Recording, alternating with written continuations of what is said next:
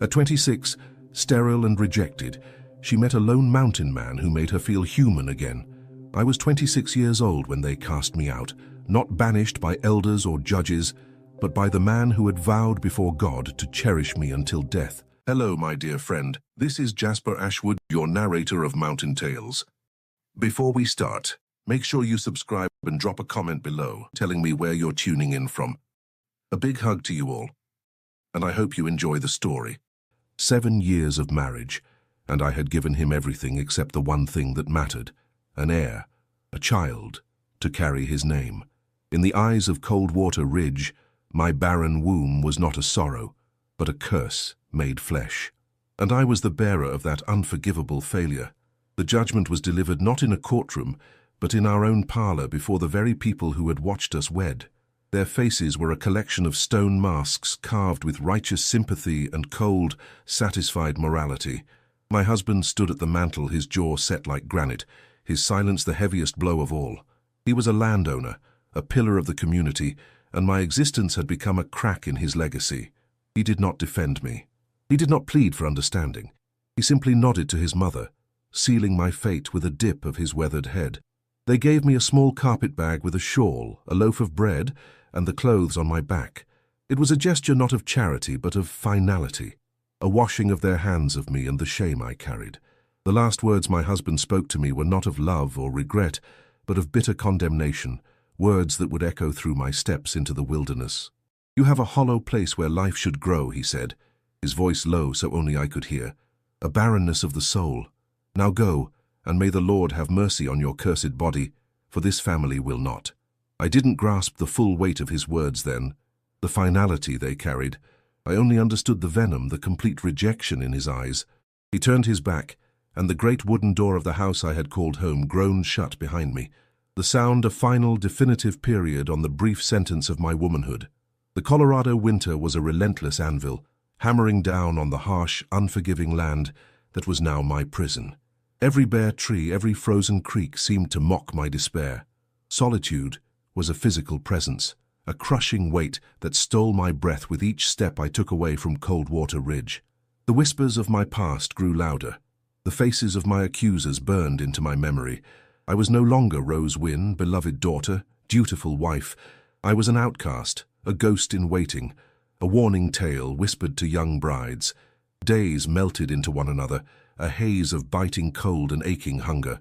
The bread was long gone, my fingers numb with frostbite. My body ached, not just from the strain of walking, but from the deep, hollowing ache of complete abandonment. I stumbled through the snow-covered brush, my feet wrapped in torn cloth, my vision blurring. I was dying.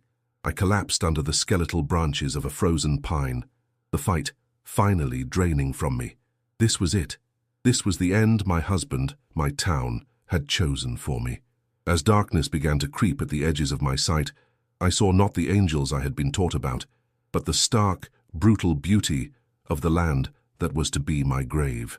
Yet, as my eyes fluttered closed, a shadow fell over me long and silent, blocking the pale winter sun. It was not the shadow of a cloud, nor of a wolf circling overhead. It was the shadow of a man, still and watchful, his presence an unexpected and terrifying intrusion into my final moments. A deep, primal fear, colder than any mountain night, pierced through my exhaustion. I was no longer alone, but I had no idea if I had been saved or if my suffering was only just beginning.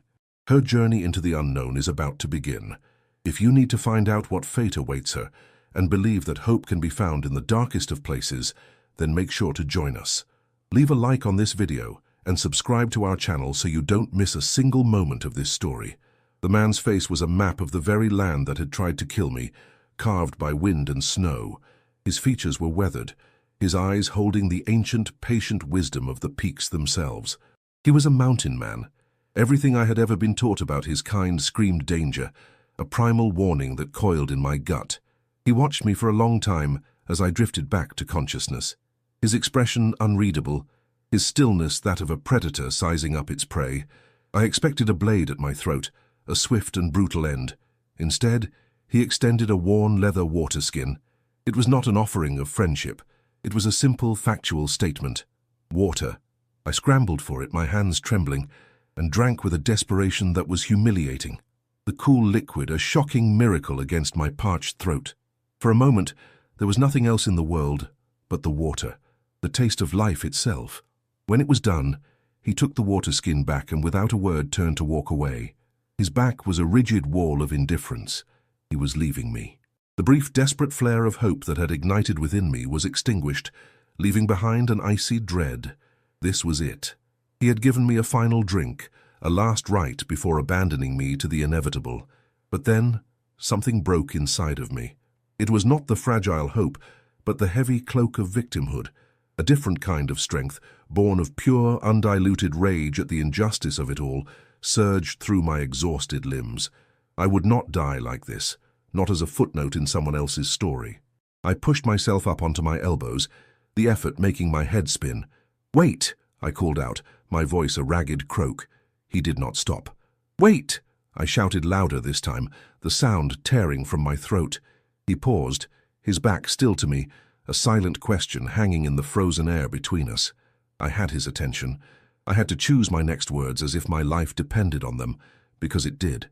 I would not beg. I had been brought low by the pity and judgment of my own people. I would not grovel before a stranger. "You walk away from one life," I said, my voice gaining a sliver of strength, "but you are leaving a woman to the wolves. Does the mountain you call home not care for those cast aside? Or is your heart as barren as they say mine is?" The silence that followed was absolute. He stood motionless for what felt like an eternity, a statue silhouetted against the blinding white. I saw his shoulders tense. I had struck something, a nerve hidden deep beneath the stoic exterior.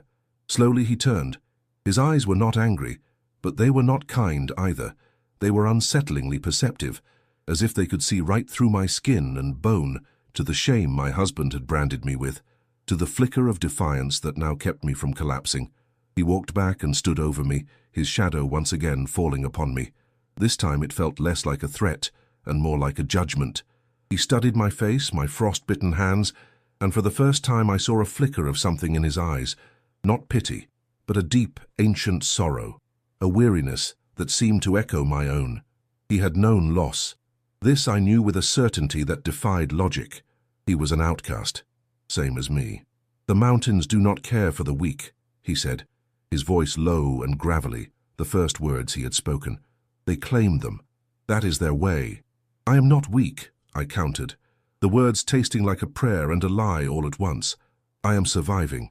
He let out a short, sharp sound that might have been a laugh in another life. "You were dying when I found you." He crouched down, bringing his face level with mine. The intensity of his gaze was a physical force. "I will not be your savior. I have no charity for your world or its people, but the spirits of this land do not favor a needless end. So I will make you a promise, hollow woman. Not a bargain, a promise. You will follow me. You will learn to be silent. You will learn to listen to the wind and read the stone. You will work until your arms ache and your legs tremble. You will forget your husband, your family, and the town that threw you away. You will become a creature of this place, or this place will devour you. If you cry, if you complain, if you slow my path, I will leave you where you stand. That is the only mercy I can offer. It was the cruelest, most terrifying offer I had ever received, and it was also the most beautiful. It was a chance. It was a path forward that was not a path to a grave. He was not offering a hand to hold, but a cliff to climb, and he would be watching to see if I would fall. I looked from his hardened face to the endless hostile expanse around me. My choice was simple. A certain death alone or a possible life with this dangerous solitary man. Using every last ounce of my will, I pushed myself from the ground. My legs shook violently. My body screamed in protest, but I got to my feet. I stood before him, unsteady but upright. A woman of 26, rejected and abandoned, covered in the frost of her own near grave. I met his gaze and gave him the only answer I had left. A single, determined nod. He held my gaze for a moment longer, then turned and began to walk, not looking back to see if I was following. He knew I would. And so my new life began with a silent promise and a single step, following a stranger into the heart of the wilderness that was meant to be my end. The journey to his world was a silent, grueling pilgrimage. Nathaniel moved with a fluid, grounded stride that seemed to ignore the punishing terrain while I stumbled behind him, my breath like fire in my lungs, my legs trembling with the effort to keep pace. His promise echoed with every agonizing step. "If you slow my path, I will leave you where you stand." The fear of being abandoned again was a more potent fuel than food or water. It pushed me onward past the point of exhaustion until my world narrowed to the sight of his back and the burning need to take just one more step. After what felt like days but was likely only hours, he led me through a narrow gap between two towering rock faces, a passage so well hidden I would have walked past it 1,000 times. We emerged into a small secluded valley, a secret world of stone and shade. A thin trickle of water, barely unfrozen, cascaded down a rock wall into a clear pool, the sound a balm to my frayed nerves. His home was not a cabin or a shack, but a shallow cave carved into the valley wall, its mouth veiled by a curtain of ancient vines and icicles. Inside it was Spartan, a testament to a life stripped to its barest essentials. There were sleeping furs, a blackened fire pit in the center, a few clay pots and tools that were elegantly simple and brutally effective. This was not a home. It was a den, a place of function and refuge, devoid of comfort or sentiment. It was a reflection of the man himself. In the days that followed, I became a student of his silence. I watched him constantly, my initial fear slowly giving way to a weary, grudging respect. He was a master of his domain. His movements were economical, each one imbued with purpose. He could read the subtlest signs in the landscape, a displaced pebble, a bent blade of frozen grass, the distant call of a hawk, and understand their meaning. He taught me, but not with words. His lessons were harsh, practical, and delivered through action. He would simply hand me a task, and I was expected to learn by doing. The first was fire. He led me to a sheltered spot, pointed to a pile of dry kindling and a specific type of stone, and handed me a piece of steel. Then he walked away. I worked for hours, my hands quickly becoming raw and blistered, my frustration mounting with each failed attempt. Finally, a spark caught, then a flame. I had earned warmth. I brought the burning tinder to him, a silent offering of my labor. He took it, fed it into the larger fire pit, his expression unchanging. He then gestured for me to sit by the flames. It was bitter, but it was life, a slow return of feeling to my frozen limbs. He had not taught me how to make fire. He had forced me to discover it. Another day, he worked on a trap, meticulously weaving strips of sinew and wood, his focus absolute. I sat nearby, tasked with scraping hides. The work was tedious, my back screaming in protest.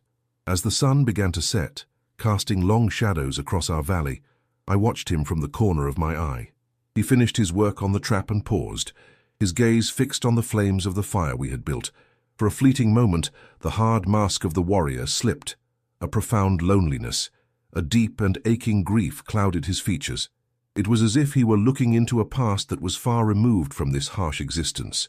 Then he reached into a small leather pouch at his belt and pulled out a single dried wildflower, its petals faded but still intact. He held it in his calloused palm, his thumb stroking it with a tenderness that seemed utterly alien to him. It was a gesture so private, so filled with unspoken story, that I felt as if I had trespassed on sacred ground. In that moment, he was not the stoic mountain man stranger. He was a man mourning a ghost. He put the flower away as quickly as he had taken it out, his expression once again becoming an unreadable shield. But I had seen it. I had seen the crack in the stone. It did not make him less frightening, but it made him more human. Lying on my rough fur that night, every muscle in my body throbbing, I felt a confusing mix of emotions. I was still a prisoner of my circumstances, bound to this harsh man by a promise of survival. I resented his coldness, his relentless demands. I missed the simple softness of a feather bed, the taste of a warm meal I hadn't had to work for. But as I listened to the steady rhythm of his breathing across the fire, a new feeling began to take root in the frozen soil of my heart. It was a hard-won sense of accomplishment. I had survived another day. I had learned. In Coldwater Ridge, I was a source of shame, my worth determined by my ability to bear children. Here, in this brutal, honest world, my worth was measured only by my will to live. And for the first time in a very long time, I began to believe I was not as worthless as my husband had told me I was. The cold intensified over the following weeks, the valley becoming a fortress of ice and silence. The game that had been scarce seemed to vanish entirely into the white expanse, and Nathaniel grew leaner, his face more drawn as he pushed himself further and further each day, hunting for what little the frozen earth would offer. He never complained, but I saw the toll it was taking. The unspoken tension in our small sanctuary grew with each meager meal. The test came not with a roar, but with a stumble. He returned one evening just as twilight bled across the sky, his arm wrapped in a blood-soaked rag. A mountain lion, cornered and desperate, had lashed out. The wound was deep, and by the next morning, a fever had taken hold. He lay on his furs, his body radiating a heat that had nothing to do with the fire, his breathing shallow. He was lost to a world of delirium. His strength, which I had believed to be as indomitable as the mountains, now gone. For the first time, I was truly alone. Panic, cold and sharp, seized me. He was the pillar holding up my world, and he was crumbling. My first instinct was to despair, to curl up and wait for the end that had been hunting me since I left Coldwater Ridge. But then I looked at him, at the man who had shown me not kindness but a brutal path to survival. He had not let me die. I would not let him. His lessons delivered in silence and action rose from my memory. I saw him pointing out a pale, waxy plant with thick leaves. "This one draws the poison." His voice echoed in my mind, though he had never actually spoken the words, only shown me by crushing a leaf and applying it to a cut on his own hand. I searched the valley, my heart pounding with a desperate urgency. The cold bit at my exposed skin, but I barely felt it. I was a hunter now, but my prey was a plant. Finally, I found it, growing in the sheltered corner of the cave entrance, protected from the worst of the frost. I crushed the leaves between two stones just as I had seen him do, creating a thick, pungent paste. With trembling hands, I unwrapped the crude bandage from his arm. The wound was angry, red and swollen. Swallowing my fear, I gently cleaned it with melted snow from our dwindling supply and applied the paste. He flinched in his fevered sleep, but did not wake. That was only the first battle. The second was hunger. The dried meat was nearly gone. His bow and snares sat unused, and I had never successfully trapped anything alone. But I remembered the tracks. I remembered the almost invisible signs he had shown me. The way he would stop and point to a disturbance in the snow, a sign of their passage. I remembered his hands deftly setting a snare with practiced efficiency. My first attempts were clumsy. The rope slipped. The trigger mechanism failed. I wanted to weep with frustration. The image of my husband's condemning face flashed in my mind. Hollow, useless. No, I would not be weak. I took a deep breath, mimicking the calm focus I had so often observed in Nathaniel. I started again, my fingers slowly learning the rhythm, the tension of the rope. I made 3 snares.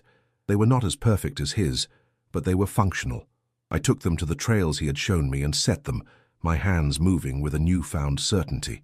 The rest of the day was a vigil of fear and hope. I changed his paste, forcing sips of water between his cracked lips. I waited. The next morning, as the first rays of sun touched the valley rim, I went to check the snares. The first was empty. The second was empty. My heart sank. But the third held a small rabbit, frozen but intact. A wave of triumph so powerful it almost brought me to my knees, washed over me. It was not a gift. It was not luck. I had earned this. I had listened. I had learned. I had provided. I prepared the animal with his knife, my actions hesitant but deliberate. By the time the sun was high, Nathaniel's fever had begun to break. He woke to the smell of roasting meat. He looked at me, his eyes clear for the first time in 2 days. He saw the new paste on his arm. Then his gaze drifted to the small rabbit cooking over the fire. He said nothing. No words of thanks, no praise. But his silence was different. The silence of judgment was gone. The silence of indifference was gone. This was a silence of acknowledgement. He pushed himself into a sitting position, his movements slow and pained. I took a piece of the cooked meat and handed it to him. He took it and ate, his eyes never leaving mine. In that shared meal, in that profound quiet, everything changed. I was no longer the burden. I was no longer the broken woman he had pitied. I had proven my worth not to him, but to myself, and in doing so, had earned something far more valuable than his protection. I had earned his respect. The respect I had earned was a fragile thing, an unspoken truce in our silent world. But the wilderness is never content with peace. The true test of our bond came not from within, but from the outside world we had both sought to escape. They were trappers, 3 of them, with sun-bleached beards, and eyes that held a greedy, restless hunger. They stumbled into our valley by chance, drawn by smoke from our fire. They saw our secluded camp, but more than that, they saw me.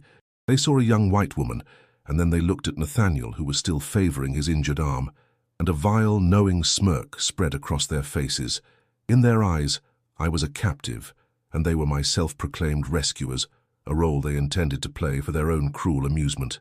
"Well, now look what we have here," the tallest one said, his voice slick with false concern. "Looks like this poor lady needs some civilized company." They advanced slowly, spreading out to flank us. My blood ran cold. These were not men of honor. They were men of opportunity, and they saw a golden one. Nathaniel rose slowly, placing his body squarely between me and them. He held his knife, its blade catching the light, but his stance was a clear warning. He was weakened, and they knew it. "Easy there, mountain man," the second man grunted, circling around. "We just want to help the lady. She don't belong up here with your kind." As the first man lunged toward him, I saw the entire confrontation play out in my mind. Nathaniel, still not at his full strength, would be overwhelmed.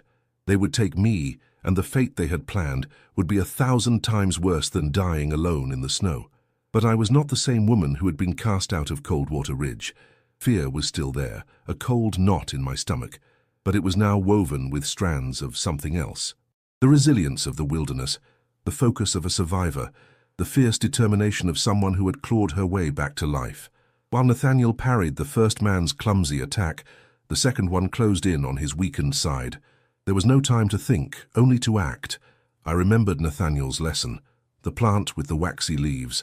There was another near the fire pit, one he'd warned me about with a gesture, touch and pain. I didn't hesitate. I grabbed the burning end of a branch from the fire and thrust it directly into the second man's face, the embers catching his beard. He let out a piercing shriek, dropping his weapon to beat at the flames, a stream of curses filling the valley. The distraction was all Nathaniel needed. With a speed that defied his injury, he dispatched the first man, a swift and terrible conclusion to the threat. The third, seeing his companions fall, turned and fled, crashing through the brush and vanishing from our sanctuary. The sudden, violent silence that descended was deafening. It was broken only by Nathaniel's heavy breathing and the distant fading cries of the man who had run. Nathaniel leaned against the valley wall, the knife still in his hand, his chest rising and falling. The immediate danger was over. But the wall of silence between us had been shattered by the violence, and there was no rebuilding it. After a long moment, I found my voice. "Did you have a family?" The question was quiet, almost a whisper, but it landed in the stillness with the force of a thrown stone. He was silent for so long I thought he wouldn't answer. He slid down the rock wall to sit on the ground, the fight having drained his remaining strength. "Yes," he finally said, his voice raspy, his gaze fixed on a place beyond the valley walls. "A wife, a daughter. They were taken by the fever, the burning sickness that swept through the settlements. I sat with them until their spirits left." He paused, and the grief I had once glimpsed in his eyes now filled them completely. When they were gone, my own spirit went with them. I could no longer be among my people, among the memories. I became what I am now, a man who walks alone. The simple, devastating story hung in the air, a truth so painful it seemed to make the air shimmer. He had lost everything. He then looked at me, and his eyes held not judgment, but a shared understanding of loss. "The man who cast you out," he asked, his voice softer than I had ever heard it. "Did he know what it cost you?" Tears I didn't know I had left to cry welled in my eyes. "He blamed me," I whispered. 7 years I prayed. 7 years I tried every remedy, every doctor. But to him I was just broken, a failed investment. His mother told me I was cursed, that God was punishing me for some sin I couldn't even name. I never saw him grieve with me, only resent me. In the quiet that followed, we were no longer a mountain man and a rejected woman, outcasts in exile. We were just two people stripped bare by sorrow, our tragedies laid out between us. I saw that his arm was bleeding again, the wound reopened in the struggle. Without a word, I went to our small store of supplies, brought the paste and a clean rag and knelt before him. As I gently cleaned and redressed the wound, my touch was not just that of a student repaying a debt. It was the touch of someone who cared. He watched me, his guard completely down for the first time, his eyes filled with a weary gratitude. When I finished, he reached out, his calloused fingers surprisingly gentle, and tucked a stray piece of hair behind my ear. It was a simple, profound gesture of tenderness. We were no longer bound by a promise of survival. In the crucible of shared danger and shared sorrow, a new bond had been forged. We were a family of two, and we would face the coming storm together. In the wake of the violence, a profound quiet settled in the valley, but it was a quiet of a different kind. The silence of strangers had been replaced by the comfortable peace of companions.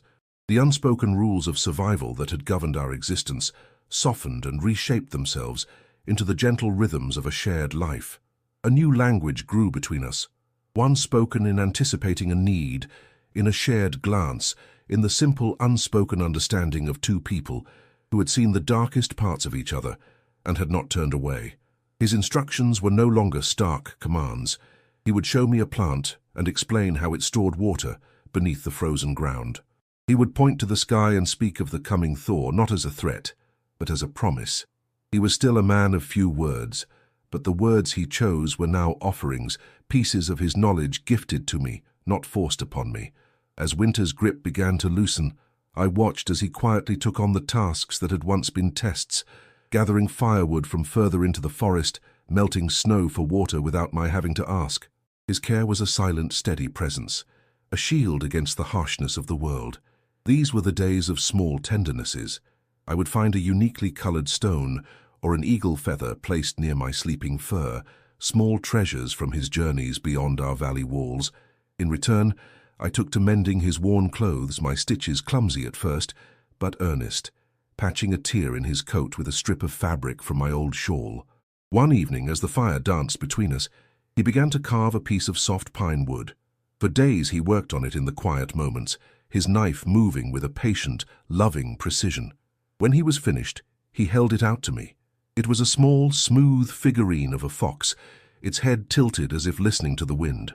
"For you," he said simply, "so you remember you are not hollow. You are full of life. You saved mine." I took it, my fingers tracing the elegant lines, and tears filled my eyes. Not tears of sorrow, but of a deep, overwhelming gratitude that left me breathless. This stoic, grieving warrior was making a space in his broken heart for me. The carved fox seemed to unlock a door between us, and through it, stories began to flow. He told me of his own past, of learning to track, not to kill, but to understand the patterns of the world. He shared a legend of his people, a story of how the stars were the tears of the earth, weeping for those who wandered lost.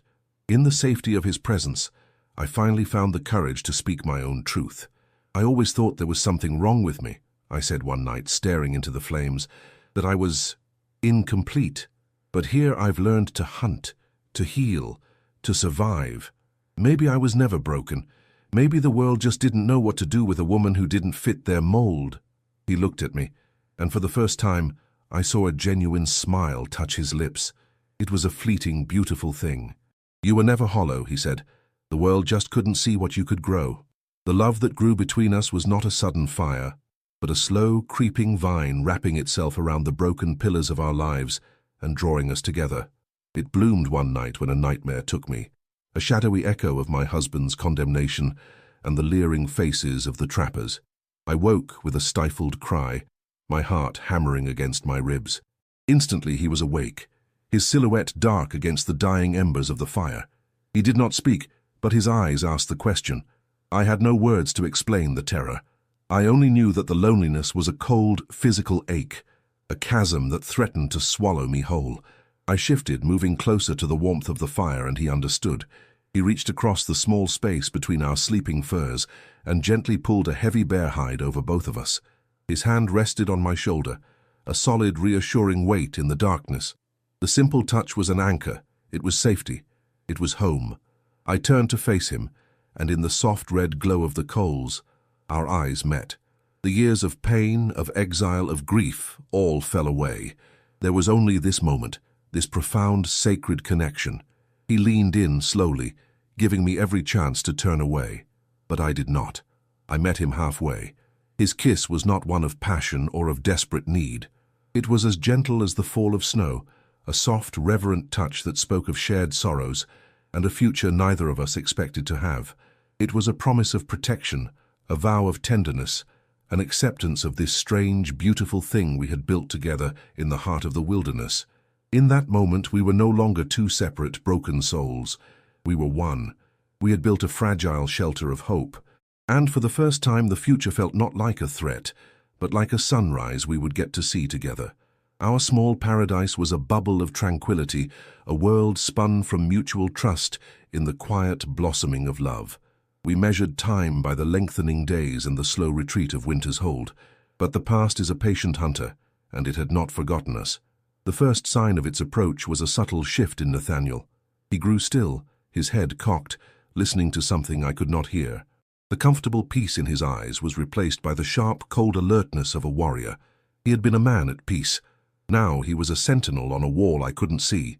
"They are coming," he said, his voice a low rumble. He did not need to say who. There was only one group that would hunt me with such purpose. Someone from Coldwater Ridge must have seen me, or heard rumors. My husband's family, their pride as brittle as mountain shale, would have seized upon any whisper. A righteous mission to reclaim their property and restore their tarnished name. The choice before us was a precipice. Nathaniel's instinct was to run, to melt into the vast wilderness that was his true home. But I had found my home here, in this valley, with him. To flee felt like abandoning everything we had built. To stay felt like madness, waiting for the wolves. "I can lead them away," Nathaniel said, his eyes scanning the valley entrance. "Give you time to hide deeper in the mountains." I looked at him, at the man who had pieced my world back together, and I knew he was offering to sacrifice himself. He would be one man against a group, a ghost against their guns. The thought of being alone again was more terrifying than any confrontation. "No," I said, my voice shaking but firm. "We are a family. We do not leave each other behind. This is our home. We will stand here together." A flicker of surprise, then a deep, resonant pride shone in his eyes. He gave a single sharp nod. We were united. We would face the storm. We did not have to wait long. A voice achingly familiar and yet utterly alien in our sanctuary echoed off the valley walls. "Rose Wynn, we have come to deliver you." It was my former mother-in-law. Her voice was filled with a booming self-righteous certainty, the voice of a woman convinced of her own godliness. She was not here to save me. She was here to reclaim a piece of property, to erase a stain. The sound of it reopened a wound I thought had begun to heal, pouring the salt of my old shame and humiliation back into it. For Nathaniel, the shouts of armed settlers intruding upon his land were a visceral echo of the fever, of the loss, of the relentless encroachment that had destroyed his world. His hand rested on the handle of his knife, his knuckles white, when she appeared at the narrow entrance to our valley. Flanked by half a dozen men with rifles at the ready, she saw a sight that shattered her narrative. She did not see a frightened, captive woman. She saw me standing tall, my posture straight, my hand resting protectively on Nathaniel's arm. And beside me, his stance unwavering, was the man she had labeled a savage. We were not captor and victim. We were a fortress. "Mrs. Garrett," I said, my voice clear and steady, carrying across the space between us, "you have no right to be here. Your son cast me out. He left me to die. This is my home now. This is my family." My former mother-in-law's face, a mask of righteous fury, twisted in disbelief and rage. She saw my defiance, my lack of shame, and the quiet, unshakable bond between me and Nathaniel. It was more than she could bear. "Do you speak with a devil's tongue taught to you by this heathen?" she roared, gesturing to the men to raise their rifles. "I will not see our blood defiled by this disgrace. You will come back and accept your place, or you will be dragged back." The men hesitated. Something in our stance, in the fierce determination in our eyes, gave them pause. The air grew thick. The moment stretched thin, poised to snap. Nathaniel pushed me slightly behind him, ready to absorb the first threat. "Mrs." Garrett's hand rose, signaling her men forward, and in that instant of unbearable tension as the world held its breath, a different kind of intervention arrived.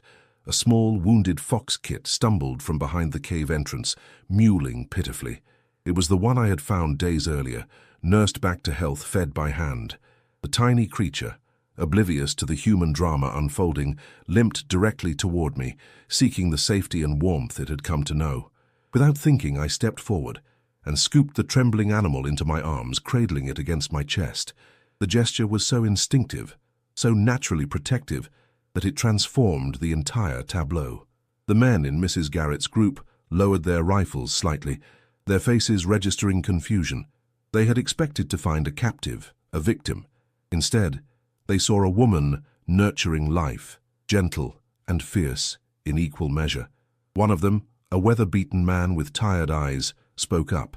"Ma'am," he said, addressing Mrs. Garrett but looking at me, "that don't look like no captive to me. That looks like a woman who's found her place." "She is barren," Mrs. Garrett shrieked, her composure finally cracking. "She is worthless. She abandoned her duty, her marriage, her family." "I abandoned nothing," I said, my voice ringing clear as a bell across the frozen valley. The fox kit nestled against me, its small heartbeat a counterpoint to my own. "I was cast out for something beyond my control. You called me hollow, cursed, broken.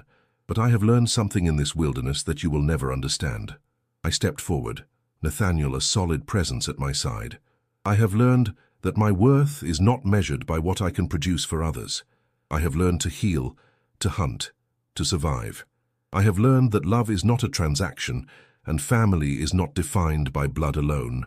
I have learned that the only curse was believing your lies about who I was meant to be." The silence that followed was profound. Even Mrs. Garrett, her mouth still open to deliver another condemnation, seemed momentarily struck speechless.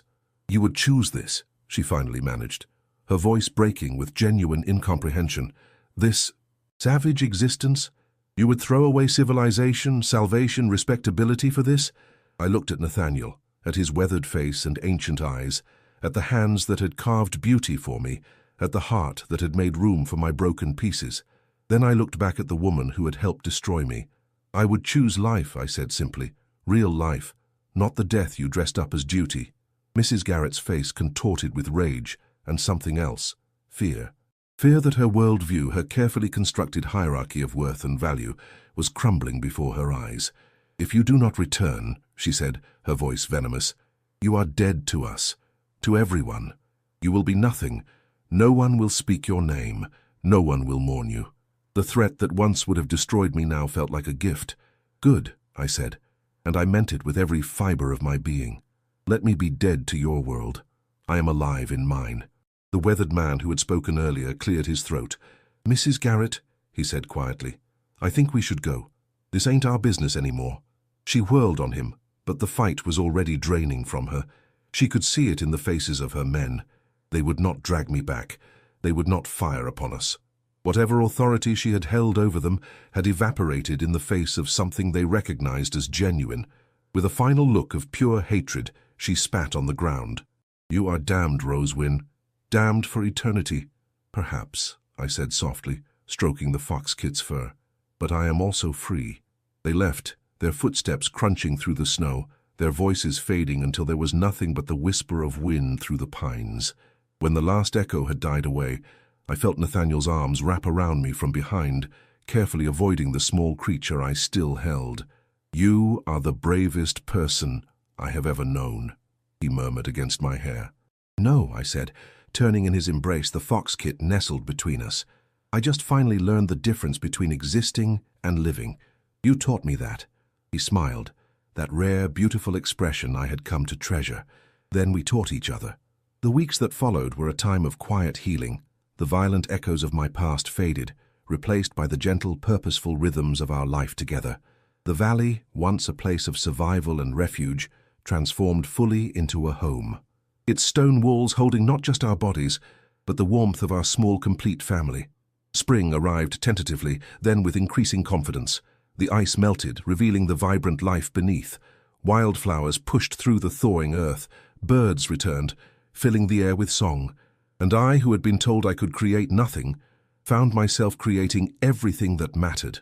The fox kit, whom we named Ember for the way I had saved us both with fire, grew stronger each day.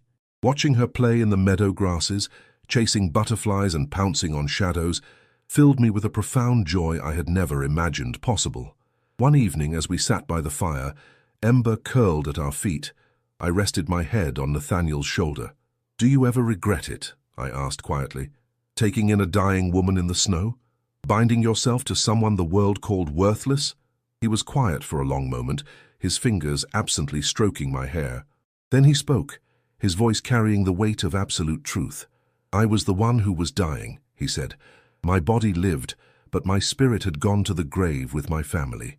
You did not just survive, Rose. You reminded me why survival matters. You gave me a reason to be human again." Tears slipped down my cheeks, but they were not tears of sorrow. "I spent 7 years believing I was incomplete," I whispered, "that there was a piece of me missing, a purpose I could never fulfill. But I wasn't incomplete. I was just being measured by the wrong standard." "The mountains do not judge," Nathaniel said, gesturing to the valley around us. "They simply exist, magnificent and whole, regardless of what grows upon them. You are like these mountains, Rose, complete unto yourself. Everything else is just grace." I turned to look at him, this man who had been a stranger and became my salvation, not because he saved me from death, but because he taught me how to live. "What we have," I said, "this life we've built, it's not what I imagined for myself, but it's better. It's real, it's ours." He took my hand, his calloused palm warm against mine, and brought it to his lips. "In my people's tradition," he said, "we believe that souls find each other across many lifetimes, that the spirits guide those who are meant to walk together. I believe you were meant to find this valley, and I was meant to find you." As the fire crackled and Ember's soft breathing filled the comfortable silence, I understood something profound. I had spent my entire adult life being told that a woman's worth was in what she could produce, what she could provide, what legacy she could create through her body. But sitting there in that cave with a man who loved me not for what I could give him, but for who I was, with a small wild creature I had nurtured back to life, I understood the truth. Legacy is not just what you birth, it's what you build. It's the love you give and receive. It's the life you choose to live, not the life others choose for you. The next morning, we stood at the edge of the valley, watching the sunrise paint the sky in shades of gold and rose. Nathaniel held me close, his arm around my waist. Ember played at our feet, her russet fur catching the light.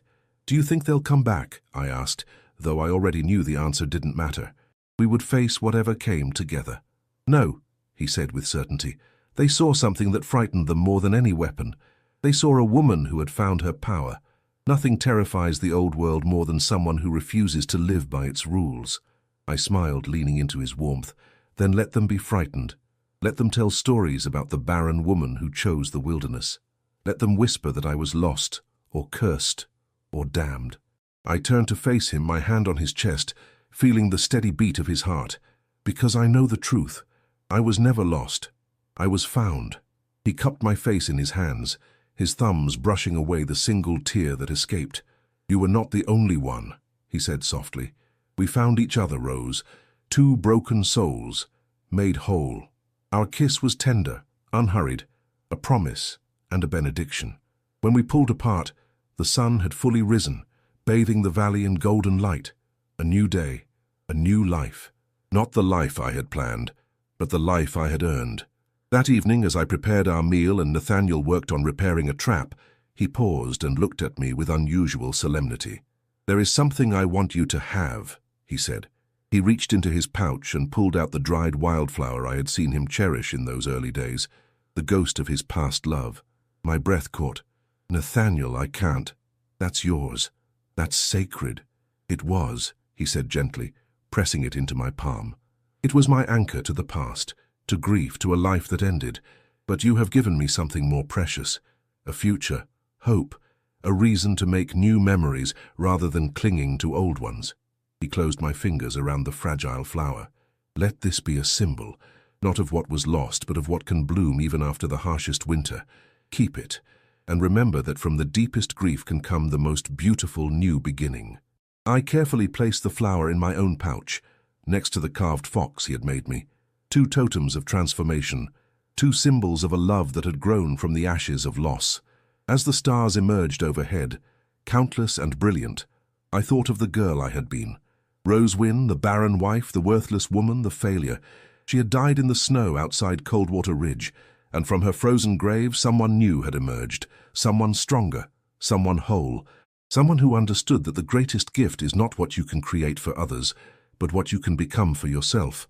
Nathaniel's hand found mine in the darkness, our fingers intertwining with the ease of long familiarity. Ember curled up between us, her small body warm and trusting. "What are you thinking?" he asked, his voice a low rumble in the quiet. "That I used to pray for a miracle," I said, looking up at the vast canopy of stars. "I prayed to be made whole, to be fixed, to be given what everyone said I needed to be valuable. But the real miracle wasn't being changed. It was finding someone who saw that I was already whole, that I was always enough." His arm tightened around me. "You were always enough, Rose. The world was just too blind to see it." We sat in comfortable silence, three souls who had found each other in the wilderness, who had chosen each other against all odds, who had built something beautiful from the broken pieces of our pasts. I was 26 years old when they cast me out, calling me barren and worthless. I was 27 when I discovered the truth. I was never barren. I was abundant, with strength, with courage, with love, with life. I was never hollow. I was full, of possibility, of purpose, of fierce, unbreakable joy. The world had tried to tell me what I was worth, but in the end, I decided for myself, and that made all the difference. He didn't give her children. He gave her back her soul. Stories that don't just entertain but leave a mark. Subscribe, share, and above all, keep believing that true love can still change destiny, because sometimes just one decision suffices to begin again. And this was only the beginning. The next story will surprise you in ways you can't imagine. Click on the video appearing on your screen and get ready to feel even more moved.